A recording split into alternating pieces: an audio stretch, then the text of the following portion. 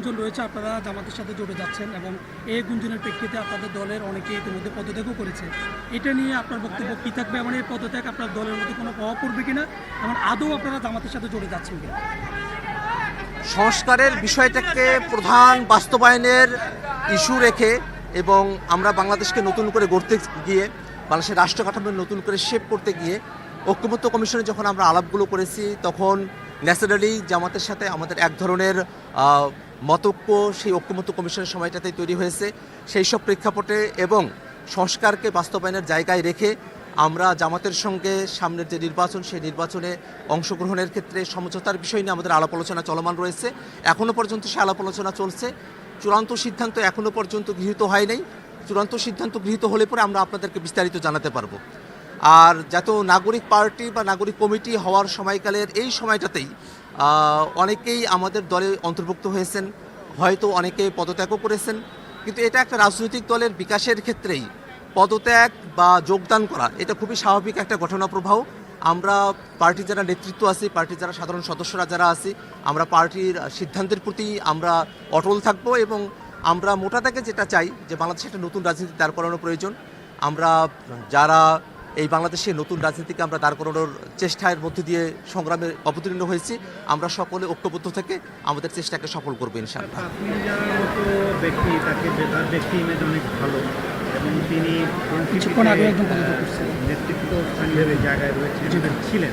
আমরা এখন ছিলেনই বলতে হচ্ছে, কারণ উনি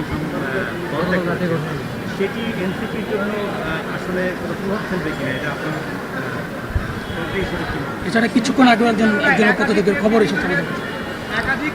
অনেকেই পদত্যাগ করেছে ইতিমধ্যে। 30 জন আপনাদেরকে চিঠি দিয়েছে, তাদের মতামত জানিয়েছে। আমাদের জাতীয় নাগরিক পার্টিতে আমরা গণতান্ত্রিক পদ্ধতিতেই এবং আমাদের যে ফোরামগুলো আছে সেই ফোরামগুলোতে আমাদের সিদ্ধান্ত গ্রহণের জন্য একটা প্রক্রিয়া রয়েছে। সেই প্রক্রিয়াতেই আমরা আমাদের সিদ্ধান্তগুলো গ্রহণ করে থাকি। আমাদের রাজনৈতিক পর্ষদ রয়েছে, আমাদের নির্বাহী কমিটি রয়েছে, আমাদের জেনারেল বডি রয়েছে। সেই বডিগুলোতে আমরা আমাদের স্তরবিন্যাস রয়েছে সিদ্ধান্ত গ্রহণের জন্য গঠনতন্ত্র অনুযায়ী। সেই স্তরবিন্যাস অনুযায়ী আমরা সেই ফোরামগুলোতে কথা বলি এবং সেই ফোরামগুলোতে সংখ্যাগরিষ্ঠের মতামতের ভিত্তিতেই গণতান্ত্রিক পদ্ধতিতে আমরা যে কোনো ধরনের সিদ্ধান্ত গ্রহণ করি।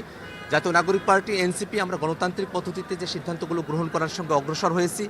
যদি কারো কোনো ভিন্নমত থাকে সেটাকেও আমরা সম্মান জানাই এবং আমরা মনে করি যে এই ভিন্নমত এই পার্টির যে গণতন্ত্রের চর্চা, এই সমস্ত কিছুর চর্চার মধ্য দিয়ে জাতীয় নাগরিক পার্টি সামনের বাংলাদেশে নেতৃত্বের জায়গায় আসীন হবে। ম্যাক্স, দেশের সবচেয়ে শক্তিশালী 52.5 এনগ্রেডে পিসিসি সিমেন্ট। জাতীয় নাগরিক পার্টি গঠনের একেবারে শুরুর সময় থেকে নিয়ে এখনো পর্যন্ত অনেক সময়ই যে বিচ্ছিন্নভাবে কয়েকজন পদত্যাগ করেছেন, প্রত্যেকটা সময় এই ধরনের প্রশ্ন উত্থাপন করা হতো। আমরা যখন নাগরিক কমিটিতেও অনেকে পদত্যাগ করেছিলেন এবং সে সময়টাতে এই কথাটা বলা হয়েছিল। আমরা সবসময় সবার জন্যই জাতীয় নাগরিক পার্টির যে মতাদর্শের জায়গা আছে, আমরা যে মধ্যমপন্থী জায়গা থেকে নতুন বাংলাদেশের বিনির্মাণের যে যাত্রায় আমরা সামিল রয়েছি, সেই জায়গায় আমরা সকলকে আমরা সবসময় স্বাগত জানিয়েছি। ব্যক্তির যে সিদ্ধান্ত, সেই সিদ্ধান্তকেও আমরা অবশ্যই শ্রদ্ধা করি, কিন্তু একই সাথে আমরা যে জিনিসটা মনে করি জাতীয় নাগরিক পার্টি এনসিপি অতীতেও আমাদের দল থেকে যে দুই একজন বিচ্ছিন্নভাবে পদত্যাগ করেছিলেন, সেই সময়টাতে যে আশঙ্কাগুলোর কথা বলা হয়েছিল, সেই আশঙ্কাগুলোর কথা এখনও বলা হয়।